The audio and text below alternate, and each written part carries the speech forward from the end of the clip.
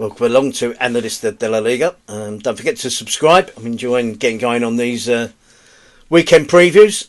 Hope you enjoy them. Hope they're useful. Don't take too much notice of my predictions. Some weeks I'm on fire, some weeks not so much. But it's that type of season in La Liga. I've gone through a post with all the games, but I'm going to focus now on the key ones. So looking in primarily at the Barcelona's and Real Madrid's game, and looking at in detail with some of the relegation battles, the interesting matchups. And so I'm going to start on Saturday. Barcelona face Mallorca.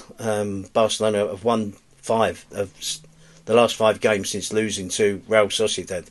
So the reaction to defeat has been good. They were good, I thought, in midweek. They were good last week against Elche. They were good in midweek as well in the Copa del Rey. But one or two people complaining about the performance of Barcelona. But Albacete won their last 3 in the Segunda. They beat Real Madrid in the last round. It would have been a massive story if Barcelona hadn't won. But it's a La Liga, a Segunda division team who 12th mid-table, home advantage. And I thought Barcelona, the only criticism I would have of Barcelona is they didn't take their chances. They didn't finish the game off. They didn't wrap it up early enough, and they gave Albacete hope. And as underdogs, you can throw everything at it. And Albacete did exactly that. They went out in glorious manner. They really pushed Barcelona right to the very end when they scored in the 87th minute. The pressure was on Barcelona. Barcelona thought they'd sewn it up again when Ferran Torres scored, but they had that goal disallowed. It was chalked off. But eventually Barcelona did prevail. And you saw the effort, the team selection. They're taking it serious, and so they should. And the warning was there from Albacete beating Real Madrid. They face a Mallorca team who are struggling. 14th place. They did win on Monday evening against Sevilla 4-1, so that's a massive win. That's the type of game they'll be looking to win. They'll be looking to get something from this one, of course. I just don't see them having enough in the locker to trouble Barcelona. And certain teams you can see, they might be struggling, but they've got pacey wingers, a pacey centre forward, runners from deep. Away from home against Barcelona, you're not going to have much of the ball, but you can play on the counter attack.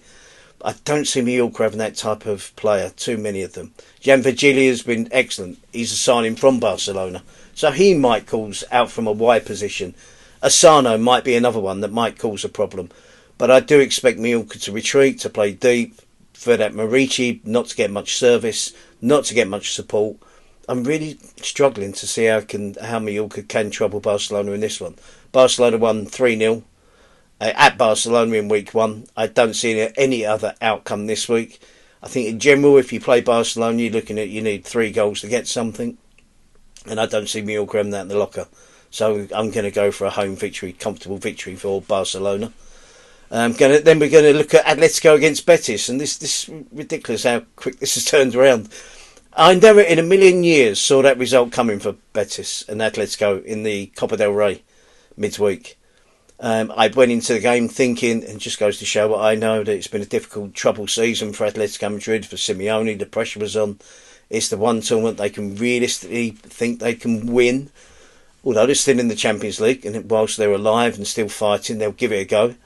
But this one was, the last 8 of the Copa del Rey. They're in away from home against Betis, and they won 5-0. 3-0 at half-time. Ademola Lookman is the new signing, one of the new signings for Atletico Madrid, had a remarkable debut. Alongside up front with Antoine Griezmann, no Soloff, no Julian Alvarez. So that was a slightly different lineup from Simeone. Made some changes in this winter market. And Lookman couldn't have asked for a better debut.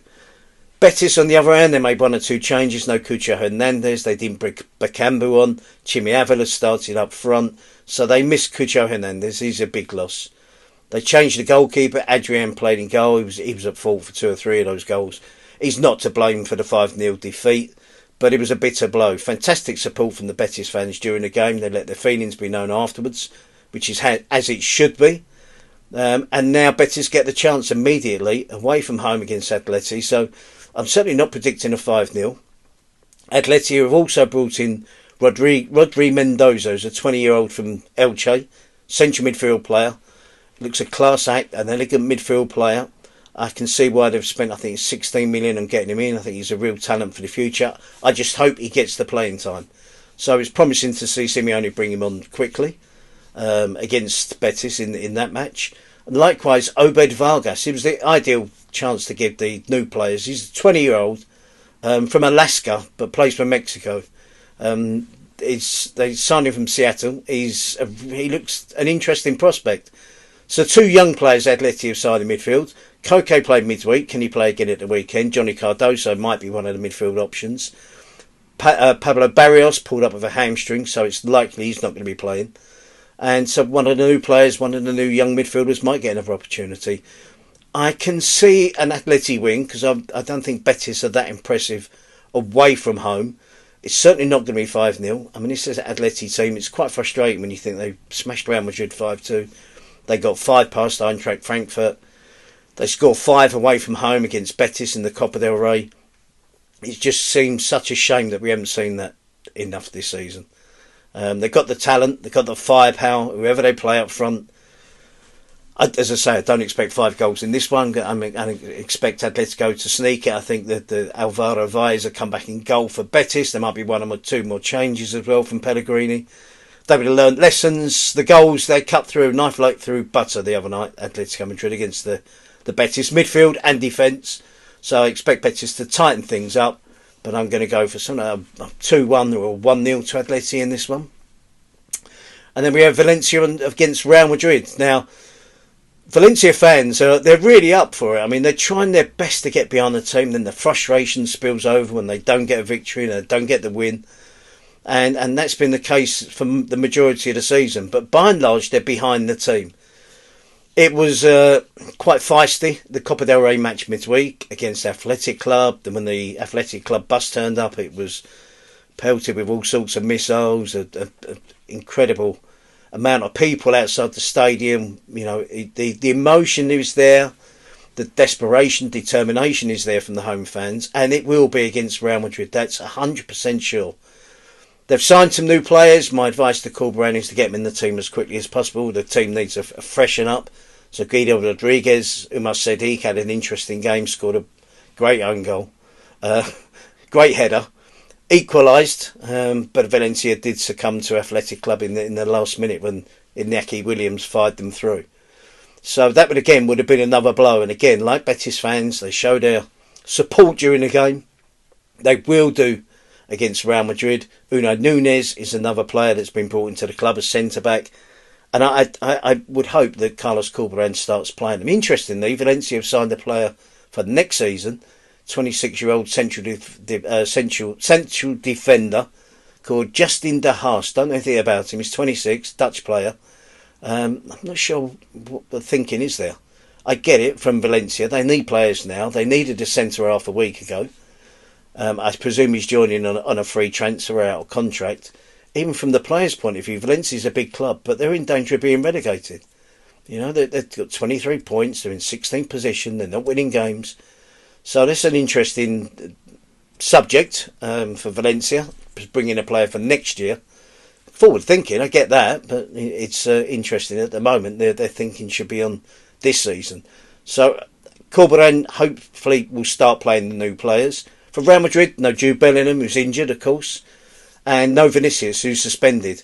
Now, Vinicius being suspended away from home against Valencia at the Mestalla, it does cut down the drama, I have to be honest. I mean, it's a place where it's been quite traumatic for him in recent seasons. The Valencia supporters, like a lot of supporters in La Liga, have vented their fury and frustration at Vinicius. This is probably the stadium which has done it the most. There's been some incidents, some serious incidents, which we'd rather not have in La Liga. So I think that the fact that Vinicius is missing, it's a blow to Real Madrid. I mean, he's not in the best of form, but he's still one of their talented players that they go to. Of course, they still have Kylian Mbappe, so it's going to be interesting to see what Arbeloa does. Arbeloa made a lot of last week after the game against Rayo about he was desperate for a week to work with the players, and it needs it. But interestingly, I've seen that it's been a lot of fitness stuff. Now that was the criticism he made of Xabi Alonso. He didn't think the team were fit enough. In my opinion, if the players are not fit now, they never will be. I mean, we're not talking injuries, and I think he made a good point when he said he needed a week's training. Well, that means not doing the aerobics and plyometrics and Pilates and doing the fitness training and wearing the super fancy masks that we've seen from Real Madrid, that wearing this week while they're doing runs from one end of the pitch to the other. They need to work on their shape. They need to find a defensive midfielder. Arbeloa needs to start playing defenders in the defensive positions. They need to work on their shape when they're out of possession. They need to stop relying on just giving it to Vinicius and Mbappe or Jude Bellingham doing something from midfield. And that's where I feel the work should have been focused on. So this week we'll see if there's any improvement in fitness, if there's any improvement in the shape of Real Madrid, because last week was pretty shambolic, to be honest, and Rayo probably should have got something from it. Real Madrid were really fortunate to get the 2-1 victory with the penalty in the 100th minute almost. So much improvement needed, but Real Madrid are a point behind Barcelona. They're still fighting in the Champions League. So there's still a lot that can happen for Real Madrid this season in La Liga, but they need organisation, they need some discipline, they need style, they need some ID. So will we see that against Valencia? We'll see what the week's training done. I'm sure they've done more than just running around in masks. So that's the teams at the top, as I said in my previous post. Key matches between Rayo and Oviedo, 6-pointer. Alaves and Getafe, Sevilla and Girona. We've had the Copa del Rey draw. It is Atleti against Barcelona. Atleti at home in the first leg. And the other draw is a Basque derby with Athletic Club having the first leg at home. So I think slight advantage of Barcelona and Real Sociedad to have the second leg away from home. I'm looking forward to that. It's been a good competition so far. I say that every season. It's getting better and better. So they're the key games this weekend, in my opinion, from La Liga. As I said, gone through all the others on the other posts in a bit more detail. Had fun this weekend. I'm at Madrid, of course, working on a couple of games on Sunday. Podcast coming up early next week, probably Monday night. So I'll be available on Tuesday. Eltel and John with John Driscoll with La Liga Weekly, and catch up with us all things there. What happens over this weekend. But I hope this preview's been of use to you. Enjoy your weekend and don't forget to subscribe.